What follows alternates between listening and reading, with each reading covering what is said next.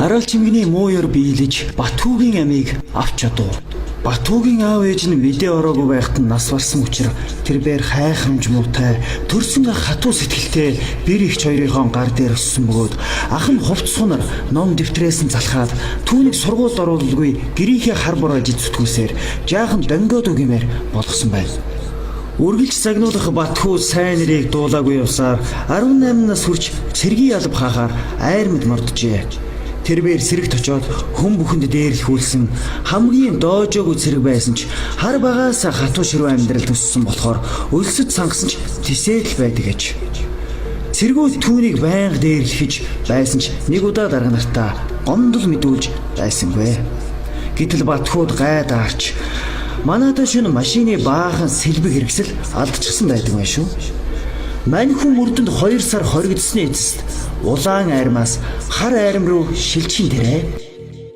Ар гэрээс нь ямар ч эргэлт тойролт байхгүй Батхүү шоронд орсноор төмсний хог түүж идсэн нинжа болсон байна.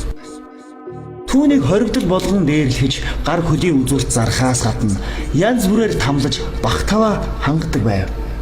Батхүү дотроо та нар яах вэ тэгчил байцаа. Хизээ нэгэн цагт та нараас хариугаа авахтаа л авахтаа үе удмаарч нь авна гэж шазуурцсан.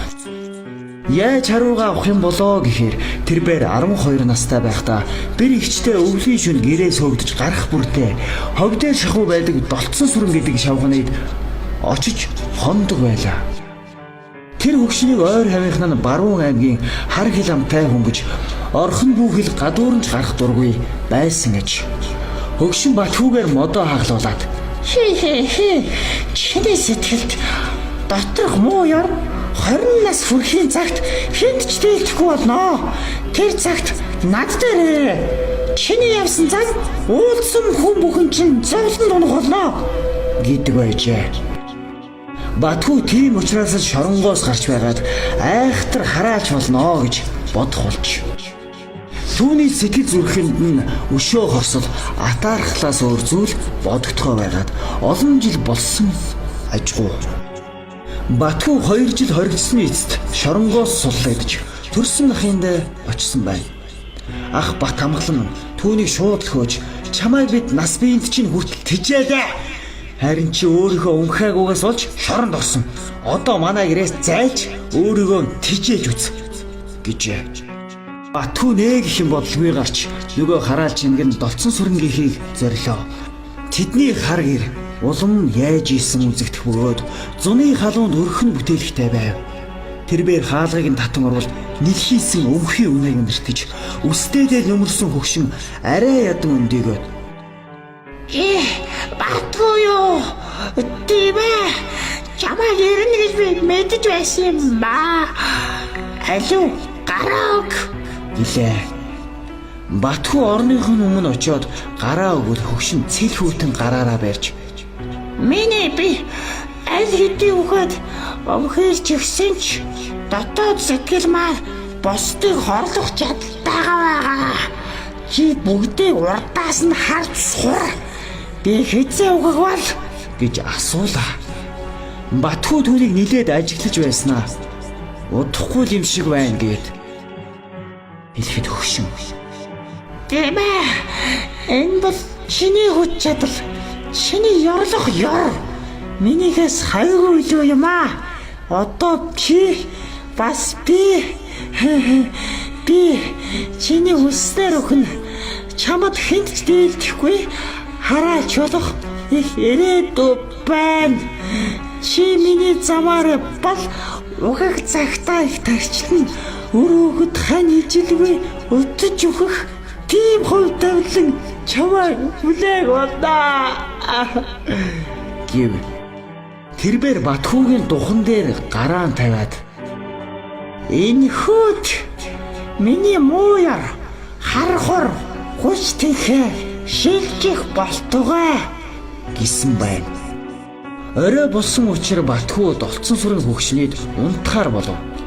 Гэтэл шин нойрон дунд нь өвт хорхойд баригдсан нэгэн танихгүй хөгшин үзэгдэж чамд би хар хүчээ бүгдийг нь өглөө.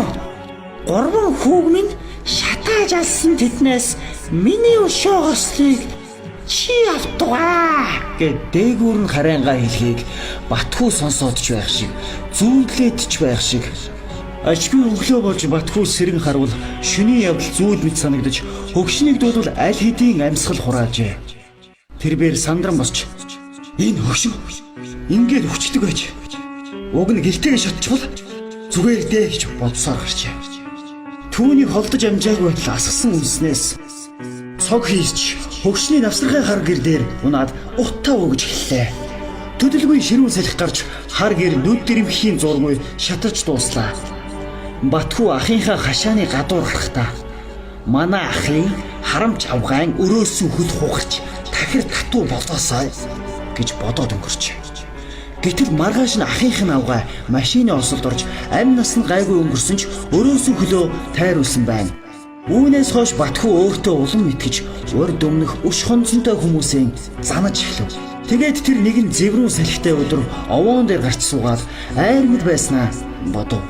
Дархны гийтлэр ган төмөр химээх цэрэг түүнийг байнга дарамтлж зоддог байсан гинэт санаанд нь орж гийтлэр ган төмөр муу новш одоо дарханд байгаа байх та. Гурван хүүгээ шатаалгаж алуулсан ихийн хүч чадал надаар дамжиж байгаа цагт түүний гар хөлн тасраарай гэж хараалаа. Мөн шоронд байхад түүний танхины цогоор түлж байсан мохой толгойд бадамсуран гэдгээр нүдэнд нь үзэгдэхэд одоо тэр баг нүүрийн шоронд нүүрс малтаж байгаа. Нуранганд дарагдахдаа ламайг нэг санчхаасай гэж бодов. Түүний хар хүч гэрлийн хурдаар үйлчилж дарахад зүв зүгээр архитаж байсан ган төмөр архины ааганд цохиулан жалган дунснаар гар хөлөө хөлдөөж амтай голтой үлдсэн ч гар хөлөө тайруулахаас аргагүй болсон байна. Мөн баг нүүрийн шоронд нүүрс малтаж байсан бадамсуран нуранганд дарагдахдаа би муу ч олооны яргалж байжтэй. Муу Батхүүг арайч дэндүүлж байжээ гэж бодох агшин түүний дээрээс нүүрсний цооногны бэхэлгээ мод мултарч нохой амийг нь авч чаджээ. Иймэрхүү үйл явдлууд киноны кадр шиг жигэлцэж Батхүү учиргүй ихээр ядрав. Тэрээр үүнээс хойш хар хил амтай гэгдэж муудалсан хүнээсээ өшөө авч хид хідэн хүнийг өрөөл татанхай болгосон гэдэг. Өөдөө хайсан чулуу өөрийн толгой дээр гихчээ альва элдв хараал зүхэл муу үл нь эргээд заавал өөрт нь гай түүтгэр болдог ёсон бий. Хойтон жилийн зун Батхүү өөрийнхөө хараасан хүнийг яаж зовж байгааг харахаар Баян хонгор аймаг руу явлаа. Тэр замдаа сууж явсан жолоочтойгоо муудалцаж дөрвөн дугуйчин дээшээ дөрвөлжин кабин чин доошоо харах гэж муухайгаар хэлжээ. Гэтэл хэдэн хормын дараа өөрийнх нь сууж явсан машин уруу газар руу тоормоз барилгүй тэр чигтээ давхиж жалга руу унсан байна.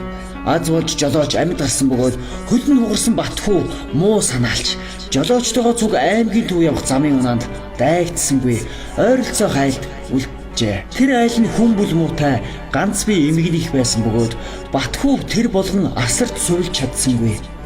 Сайн л өглөө оройд хоол тохиулж хөлөө баа гэд давцтай хар цай чанаж өгнө. Батхүү өгсөн цайгаар нь хөлөөн шавшихаа идвч өвчин нь улам хүндрэв. Зуны халуунд хугарсан хөлн дээрээ ялаа батх нь овоорхоос гадна үнэр танар орж эхэлсэн байна. Эмгэнийхээр айл сагалтын хүн амтан ирж очих нь ховор. Батхүү тэднийгээс морь гуйж эмнэлэг бараадах санаа байвч ганц морин чөдрөө тастаад алга болжээ.